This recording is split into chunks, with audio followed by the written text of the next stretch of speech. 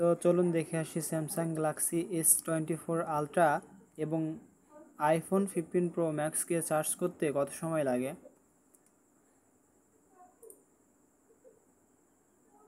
তো দেখতেই পেলেন স্যামসাং গ্যালাক্সি S24 আলট্রাকে চার্জ করতে সময় লাগে 1 ঘন্টা 18 মিনিট। অপরদিকে আইফোন 15 প্রো ম্যাক্সকে চার্জ করতে প্রায় 2 ঘন্টা সময় লেগে যায়। ফুল চার্জে স্যামসাং গ্যালাক্সি S24 আলট্রা এবং আইফোন 15 প্রো ম্যাক্স কতক্ষণ ব্যাটারি ব্যাকআপ দিবে সেটা দেখে নিই। তো আইফোন 15 প্রো ম্যাক্স ফুল চার্জে 14 ঘন্টা 41 মিনিট ইউজ করতে পারবেন। অপরদিকে গ্যালাক্সি S24 আলট্রা যেটাকে ফুল চার্জ করলে মোটামুটি 28 ঘন্টা সময় ইউজ করতে পারবেন।